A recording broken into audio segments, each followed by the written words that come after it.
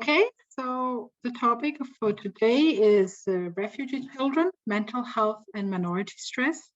And as you can see, I have sort of divided it in two parts because we have two sessions together. So this first part, I will be focusing on the overall mental health challenges of refugee children. I hope you can see the full screen now. Firstly, I would like to, in this session, touch upon how we can understand the refugee category. What does it mean to be a child with a refugee background? What meanings are associated with this? Secondly, I would look into what the research studies tell us about the mental health challenges that many children with refugee background show and deal with.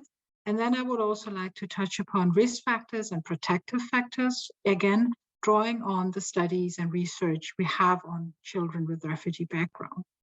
Then I would like to move more into a specific sort of problematic area or specific phenomena, which is sort of the silence. Many children can be silent about how they are feeling and connected to topics of vulnerability and agency.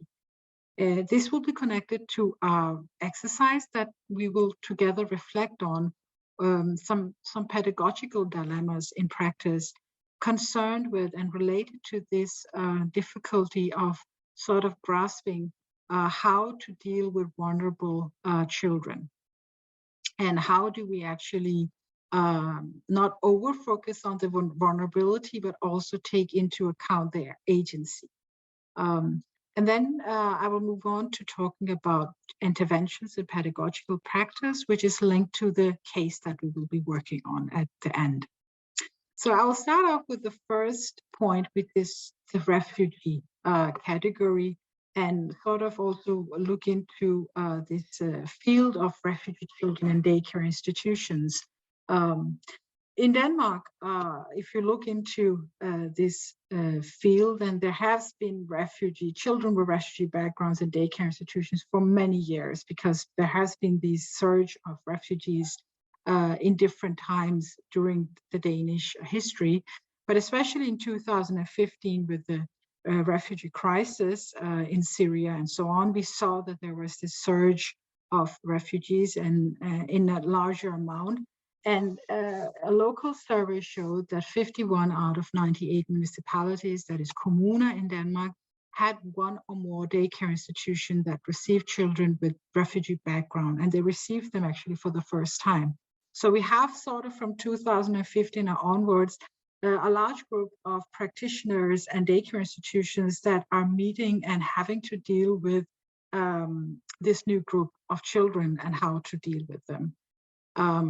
So one of the challenges was that many practitioners felt that they were not equipped to take on these tasks, and they didn't have the required knowledge and skills to do that, which meant that many municipalities actually prioritize sending their employees to courses so to actually enhance their knowledge about this field.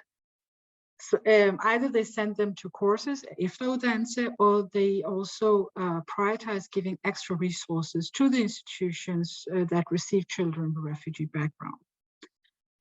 Reports show that the children's different cultural background, history, and also potential traumatic experiences and different needs require a lot from the pedagogical practitioners in terms of development of pedagogical strategies and interventions. And that is also what we are going to talk about today. What does it require and why is it required, and how can we actually talk about interventions in a way where we can create inclusive spaces for children with refugee background.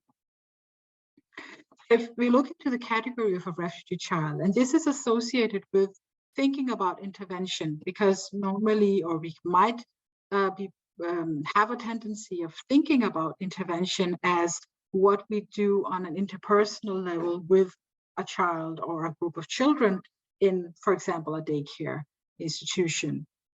But intervention actually also starts with how we think about the group of children that we are dealing with and how we're actually even understanding them. So in my take today, it's also about thinking intervention in a more broader term. And that's why I also want to start off with how we have sort of preconceived understandings and how these preconceived understandings or ideas also shaping how we think about intervention and how we actually deal with these children in practice. So this is why I'm starting off here in this level, and also inviting you to think with me on what lies in the category of being a refugee child. So what lies in being positioned as a refugee child? And what I'm sort of asking here is also what meanings are associated with being a refugee child? What do we think about when we say refugee child? What associations, pictures, images arise in our minds? Studies also show this, that we have a tendency of reducing the children to sort of being what they came from, to sort of only see them as refugees and not thinking about their whole lives. It is as if their lives start off by their flight. I mean, their refugee status from the point of time when they left their home country. But they had a life before that, and that they have a life after that as well. So we might also pedagogically think about how to think of the child as more than just being a refugee child, a child that is, having a whole life before and after as well. On the other hand, we might say that we want to look at the children as just children first and foremost, but we might also be sort of ignoring the importance of that reality and situation of actually being in a situation where they had to flee their home country. So if we do not take the refugee background into account and just see them as children, we might, on the other hand, also risk ignoring their lived reality and situation. Again, here we see this dilemma of looking into something but not over focusing on it. So is it better to call them children with refugee background maybe, and not just refugee children? Because when you're saying refugee children, we are maybe associating it with them being refugees first and foremost and children afterwards. Maybe we can say children with refugee background and thereby actually acknowledge that they are children first.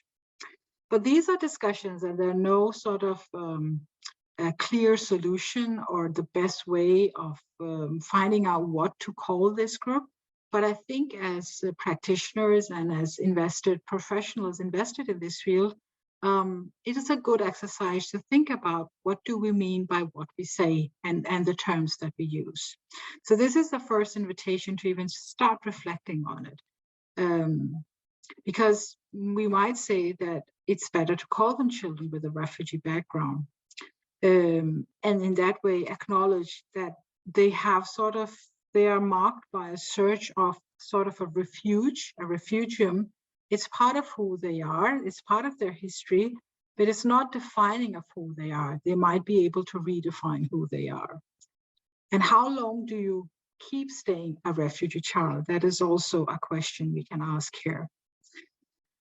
So that's the sort of questioning what lies in the terminology of or the definition of a refugee children, but we might also look more specifically into what lies in the term refugee.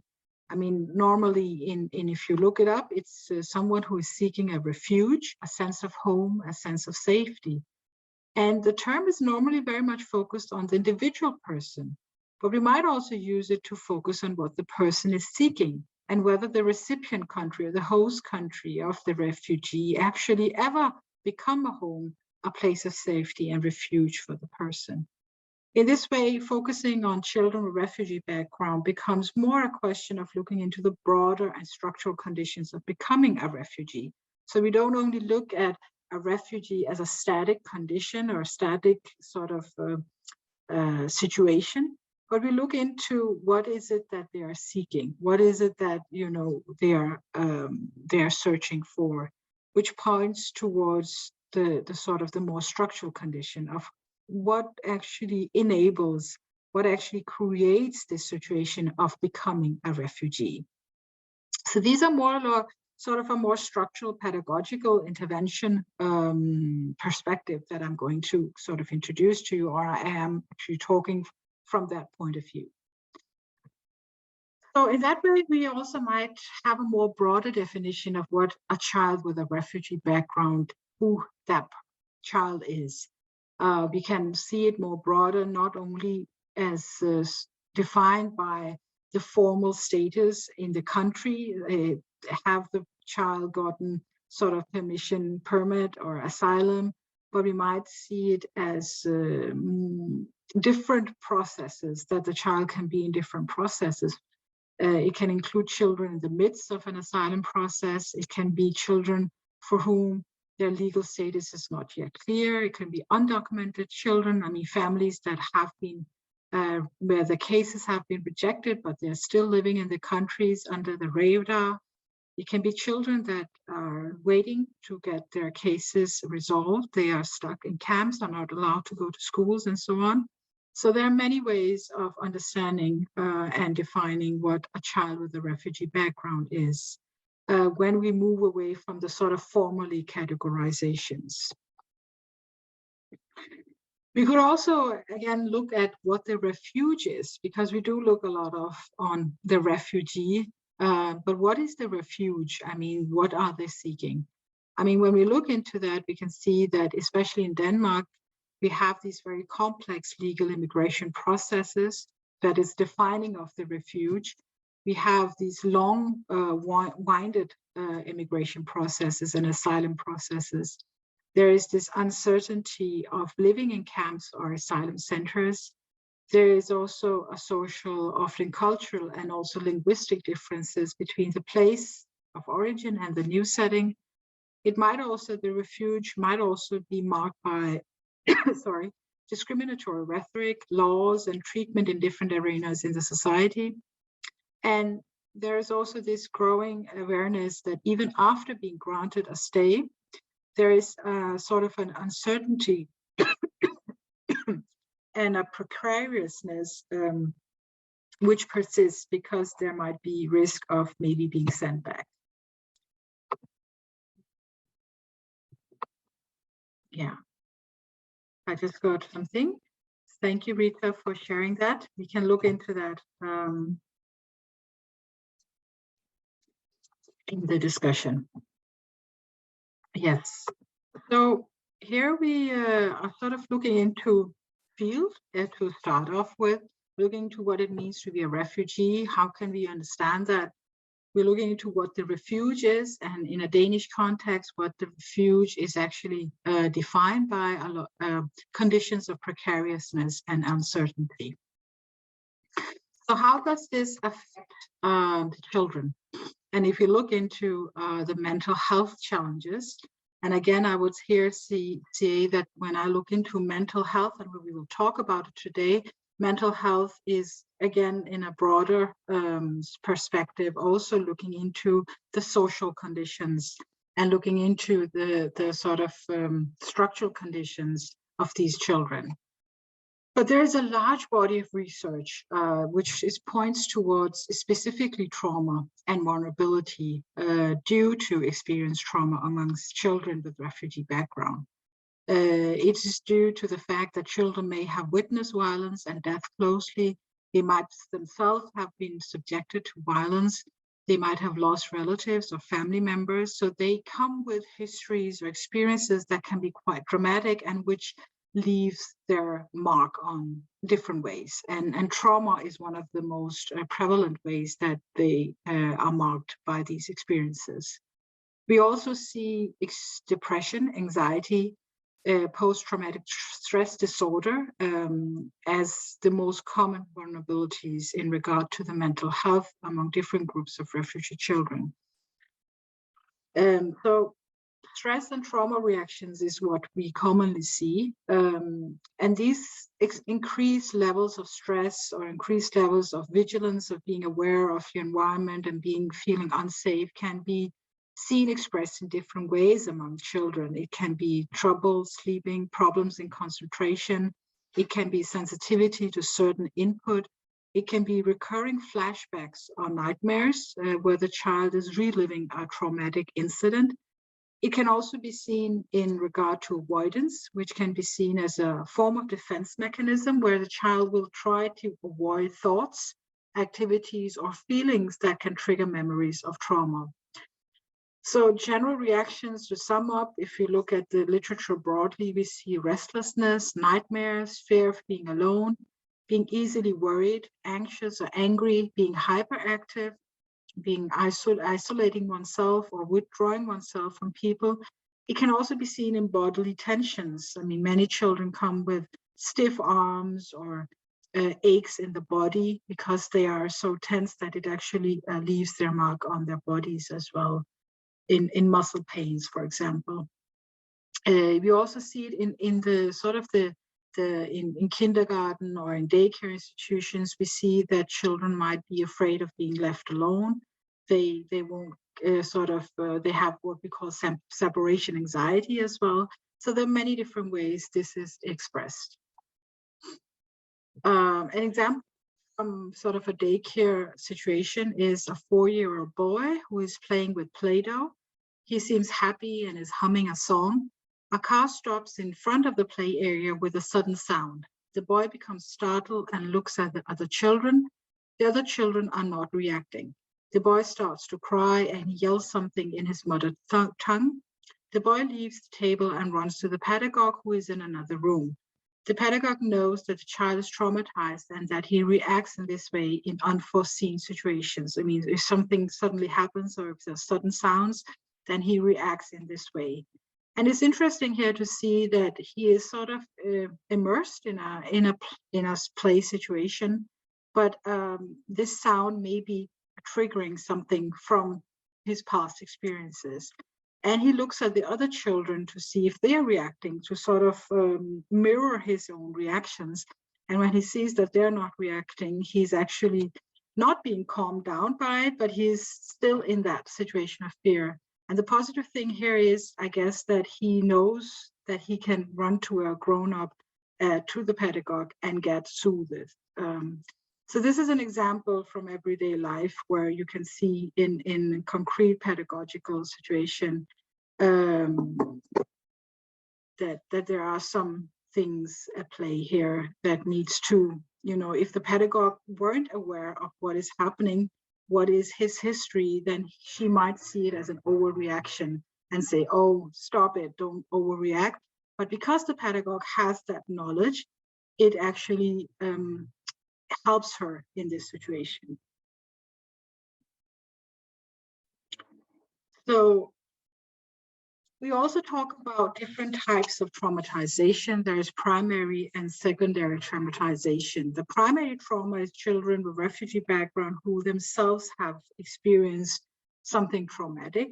A secondary trauma or traumatization are in sort of at a second level, where it's often our children that are affected by their parents' trauma, or parents that are traumatized, or their relatives that are traumatized, and sort of being affected by their traumatic experiences, but also their after reactions of it.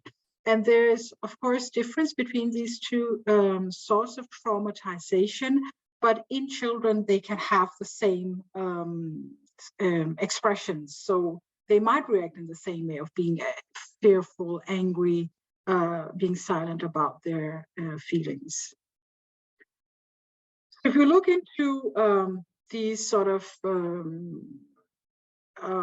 reactions from children, there are studies showing that are different aggravating factors in the environment that can actually make these issues and reactions worse. That can be risk factors. That can be sort of, if the child has been exposed directly or indirectly to violence or other potentially traumatic events, then it aggravates the situation and it aggravates the children's mental health challenges. Also, having cumulative, several exposures to different traumatic events can also enhance the child's after effects in a negative way. The prevalence of mental health disorders, especially depressions, is actually also seen to be higher in girls than in boys. I don't know if you can call that a risk factor, but it actually shows that girls react differently, and that they especially react in regard to depression. Then there is economic circumstances and low socioeconomic status that can make it difficult for children to, for example, participate in normal activities, after school activities or sports activities. There can also be parental worries about financial problems that can have adverse effect on the mental health of refugee children. So one aspect is what they have seen and what they have experienced, either personally in their pathway to the host country, being refugees in different stages. But there is also aspect connected to the host country and the situation of being refugees that can actually aggravate the mental health challenges. One aspect which has been studied a lot is the fact of living in this sort of uncertain, precarious situation, which is seen as something which aggravates the mental health challenges of children. This experience uncertainty of immigration status during childhood is shown to be linked with the health and well-being they experience even as young adults. So that is something that studies show, that what they experience as children also has a long-term effect on them as adults. And the fact is that many refugee families, they live in these precarious situations, and children who are part of families that alternate between seeking asylum and living as undocumented or live hidden in plain sight, they are especially vulnerable.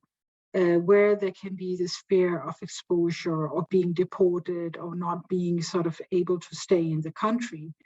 And that should be seen connected to these long-winded asylum processes with the absence of the presumed sort of permanent and durable end stage of the forced migration cycle. This is also linked with high levels of stress and anxiety. So the precariousness is also an aggravating factor.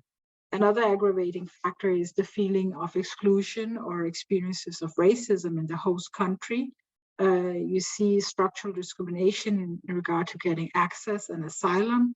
We see it very prevalent right now in regard to the war in Ukraine and the way that Ukrainian refugees are being received, and they're being made specific laws to make it easier for them and their families to enter and becoming part of the society, whereas other countries, especially non-Western countries or what they call MENA countries, are seen as less desirable refugees, or are not even seen as refugees, but rather as just immigrants. So there are these structural discriminations as well in getting access to the country, in getting access to asylum, getting access to being accepted in the society. So there is this sense of exclusion in regard to not being allowed to work or study or being held in camps. There can be direct experiences of prejudice and or racism. There can be more concrete pedagogical problems of inclusion in daycare or school, which can sort of create this sense of not belonging or not being accepted as someone who rightfully belongs here.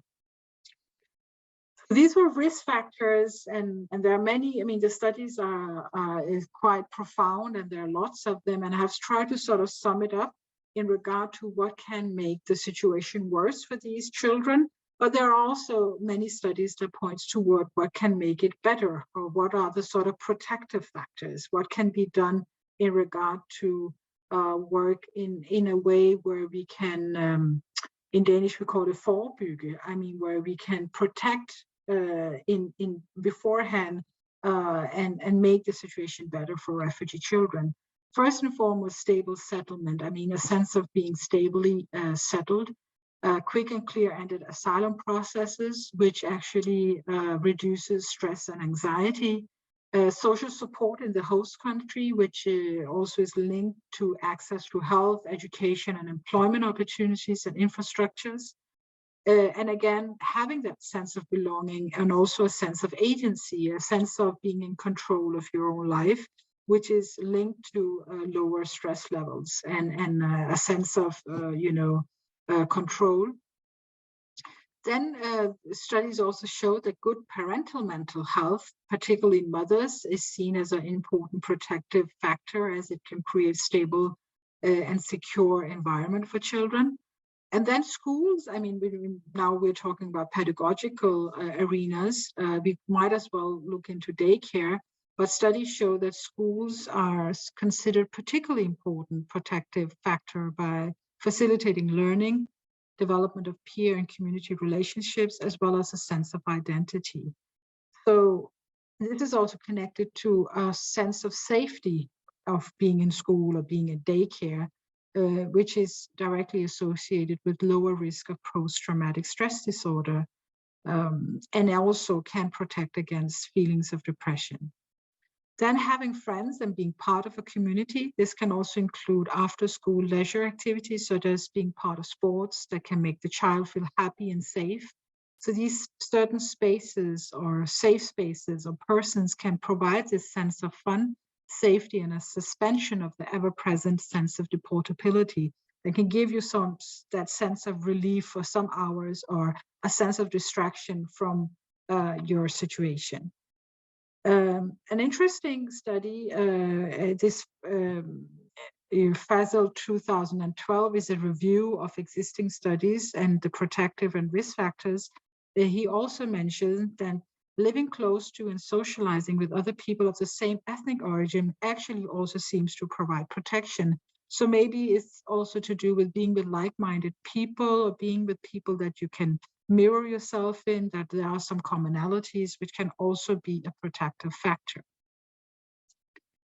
So now I move into a specific form of reaction or sort of a specific challenge in regard to children that have experienced trauma or living in this refugee stages. And I'm drawing on an article by Coley. I have the references at the end, and they're all available online, but I will also can also upload it on our document folder. But this is a group of children that react by being silent on past experiences and not telling the whole truth about one's past story of fleeing the country and being a refugee. Coley describes them as these children, they are at the surface, they present as compliant, polite, yet troubled individuals who worry about safely talking to others, having been instructed by their families of origin not to reveal facts, feelings, and thoughts to those who are caring for them. So this is also a way of protecting oneself and also a sign of being in this precarious situation where you're not sure who you can trust and who you can't trust in the system. This silence has most often in literature and in practice been seen as problematic, but what this article and this researcher he's looking into is that it might also be a way of healing, sort of having a protective function. Maybe it's a way of healing not to talk much about what you went through. So maybe silencing can also be a way of healing. As Coley says, it allows them, I mean the children, a psychological space to reflect on their experiences and make some sense of them before using their emotional energy to move on in their new worlds. It might also be too emotionally taxing, too hard, too difficult, too traumatic, too stressful to repeat a traumatic story again and again. And as Coley describes it, it is actually a process that can be both burdensome, it might be problematic, but it might also be healing, which is an aspect I find is interesting, again, when looking into this category of children with refugee background. There are some different examples from also, this is another article which also deals with this aspect of silencing. These are from a study in Sweden of undocumented refugee children. So Hannah, a 16-year-old girl says, I do not show everything to my parents. They would become very sad themselves, which is not fun when you are in this situation. Instead of thinking about oneself all the time, you have to accept the way things are. Ellie, 17 years of age, who did not feel well and was coping with stress, was asked if he was sad, And he said, if I'm sad, I cry in bed every night. I don't want to talk about it. No one in the family knows about it. And another example from a boy that fell in school, and was afraid of being, going to the hospital emergency room, and says it was not the pain, the blood, or the fact that they would stitch me up that frightened me most, but that they would ask for my civic registration number. They would understand that we were without permit and they could report us to the police. So these are examples of, these are children that they have to be silent in a way as well, because they're undocumented and they are afraid of being sort of coming under the radar in the system, which is a certain problematic, but this is also connected to silencing in general. And also to how to look into these children. Are they vulnerable or are they resilient? Are sort of again, the dilemma between thinking about these children as victims or as strong children that are actually able to deal with what they have experienced. So studies points towards certain risk factors and of course vulnerability amongst children with refugee background, which I have covered here in the slides, but also towards the risk of pathologizing the children. Vulnerability, or in Danish, udsathed, is not the same thing as having a disorder or being chronically ill.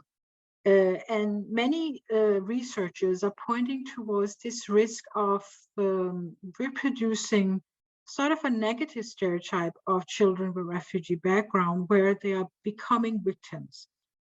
Instead of seeing them as active interpreters and actively engage in their everyday life situation and context. There are also researching pointing also in the text for today, which I have uploaded, there is a risk of sort of othering the refugee child, or seeing them as essentially different to an extent that they are seen as being outside of what even constitutes a normal childhood. So there's also a risk in pedagogical interventions when we focus on children like these who are vulnerable and who might have these traumatic experiences with them, that we might overfocus so much on them that we only see them as victims of what they have experienced and not see what they're actually dealing with and are able to cope with. And that is where sort of this dilemma between vulnerability and resilience comes in. So resilience, which is really important as well to be aware of and also have that in mind, and also sort of balance a focus on vulnerability with a focus on resilience in pedagogical interventions. This indicates, resilience indicates the possession of several skills in various degrees that help the person cope and achieve positive outcomes in school or social relationship despite challenging or threatening circumstances. Resilience are not to be understood as something you have or you are. It's not a sort of an essential personality trait. Rather, it should be seen as something which can be developed and is developed in regard to your social, contextual, and societal participation, and in regard to what you experience and how you relate to other people. And this is actually also related to agency. A focus on how children are actively acting, understanding and interpreting their environment and conditions, and acting to better the chances of coping with difficult circumstances.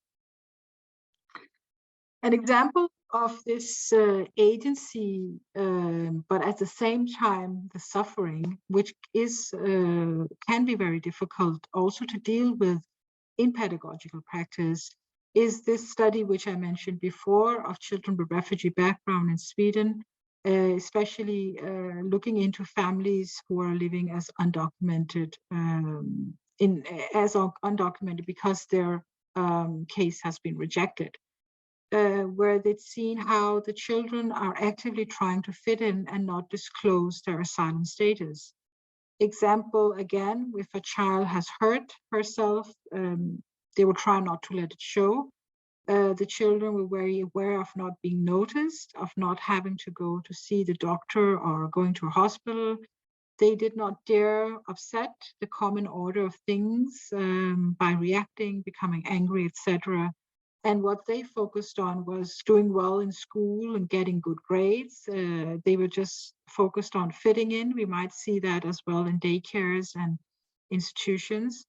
And what was pointed at was that this apparent pro-social behavior, fitting in, having friends and everything, sometimes actually masks high level of distress and suffering.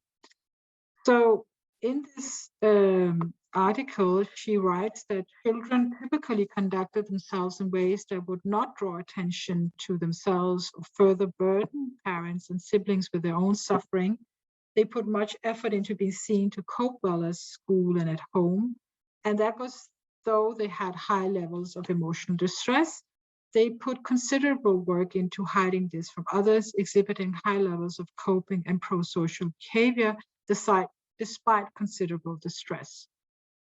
Therefore, while children reported that they were often worried, had trouble sleeping, experienced stomachache, nausea, headaches, and nightmares, they also talked about the importance of self-control, of upholding a normal image, and showing a brave face to everyone around them. Hiding their problems was integral to hiding their real living conditions and undocumented migration status. It also reflected a general lack of trust that others could help them and a lack of sense of security. So here we see again, there is sort of this silencing going on, but the silencing is also connected to agency in some way. In some way, it's also connected to a way of dealing with the situation that they are in.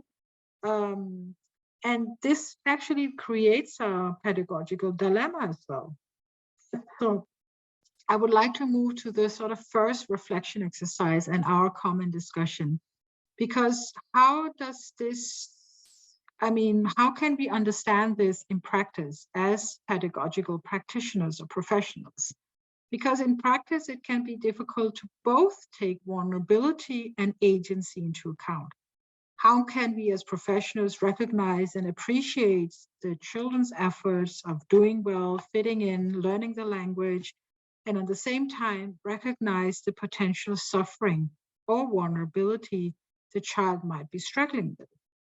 How can we avoid only focusing on the vulnerability and victimization of the children, but at the same time be aware of the potential suffering and distress? So how do we deal with children that might silence their feelings in pedagogical practice? I would like to open sort of a more common discussion on that. And I will just for some time stop sharing, and then we will move on to interventions, more concrete interventions. And I will pause the recording for the common discussion now, and then I will turn it on after. So now it's recording again, and I was just showing you. I hope that you're able to see the slides now. I'm just running through them so that you can see what we talked about. In the first half, we talked about the mental health challenges. We talked about what to call them, what lies in being a refugee. Then we moved on to talking about mental health challenges, about trauma and vulnerability, about what the studies show are most common stress and trauma reactions amongst children with refugee background. We talked about primary and secondary traumatization and risk factors that can that can aggravate the mental health challenges, where precariousness is a main part of that, where it's shown that that actually can aggravate the situation, aggravate mental health challenges. We also looked into exclusion and racism, the feeling of not belonging.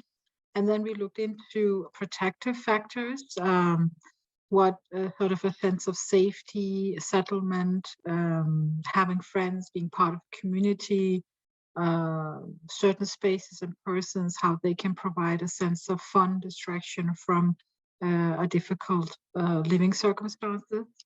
And then we moved on to looking into a specific sort of problematic or specific challenge of children that might be silent, but how that silence also can be seen as healing, And we looked into different examples of that, and we looked into the sort of challenge as pedagogical professionals of being aware of vulnerability amongst this group of children, but at the same time being aware of resilience and agency, and how to sort of balance a focus on resilience and agency on the one hand, and a focus on vulnerability on the other hand.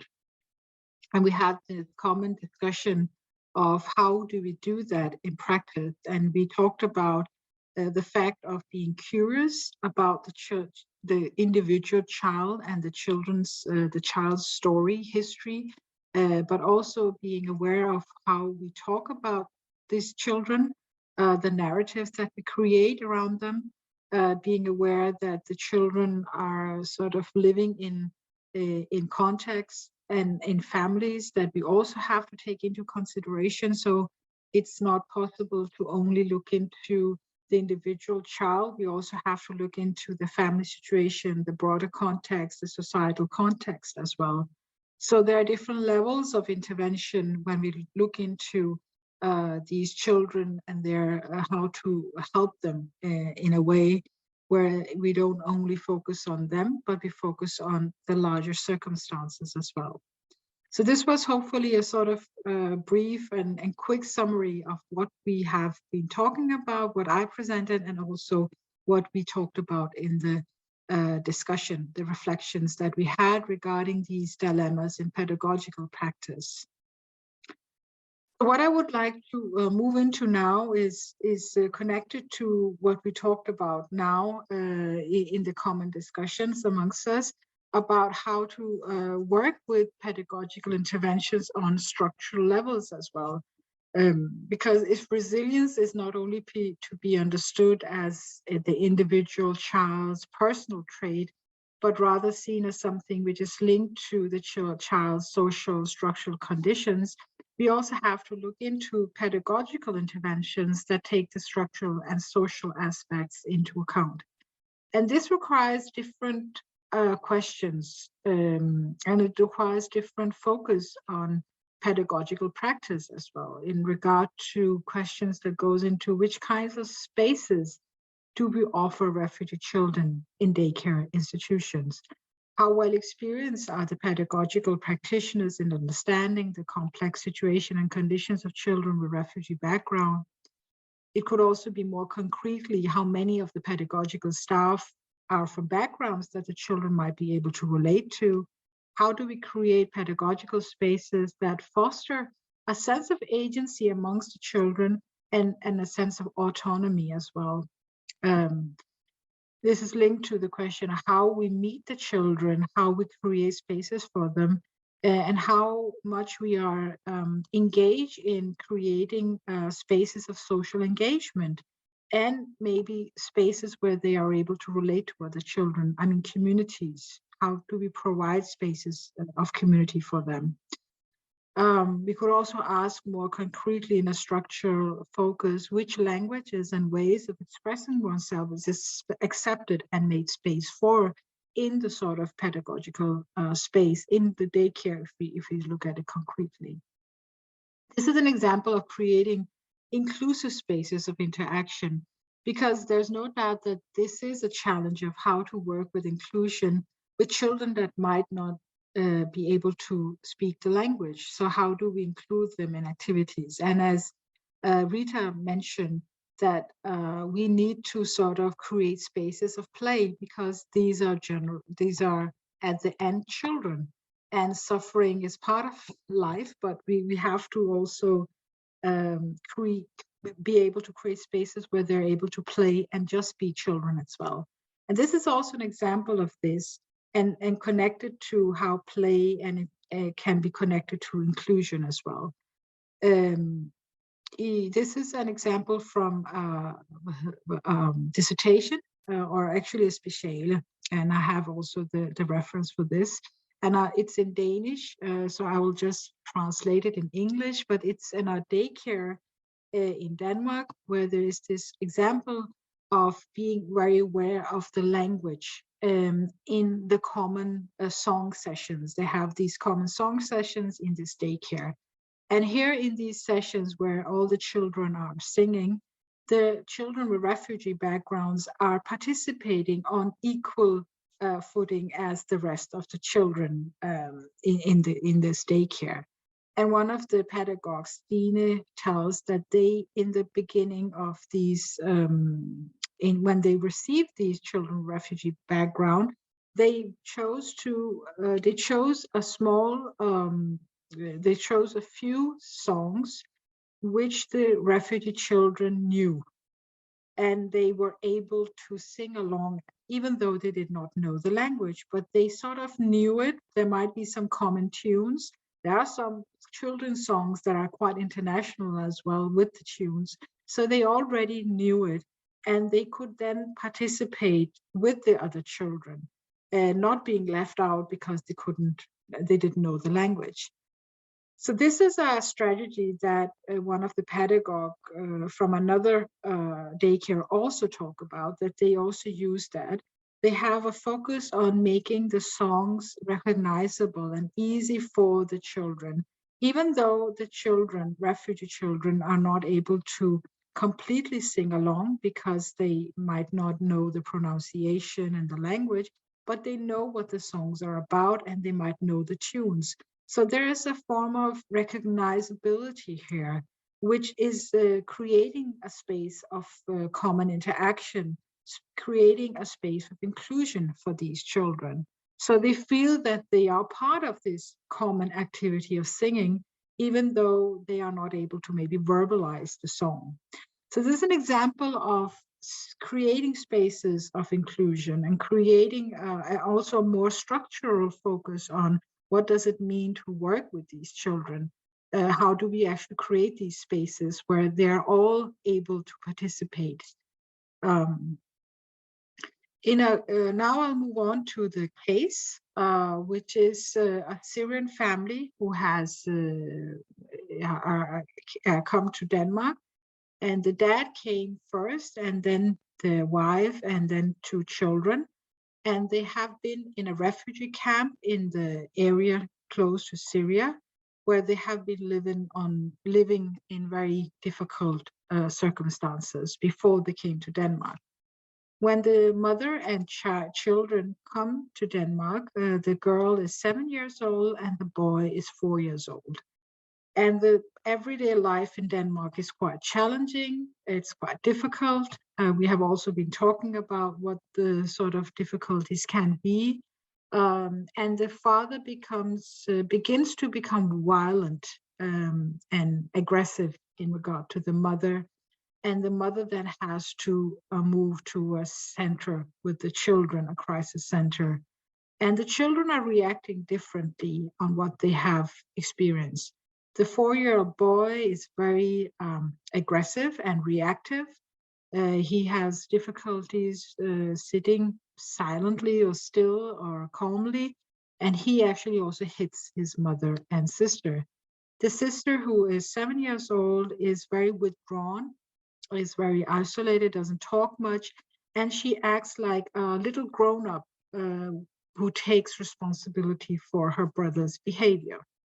So the questions that I think we could discuss now is how, if you sort of think, how do we read this situation? If you think about what is sort of concern to you when you read this case, how do you think we can best help these children?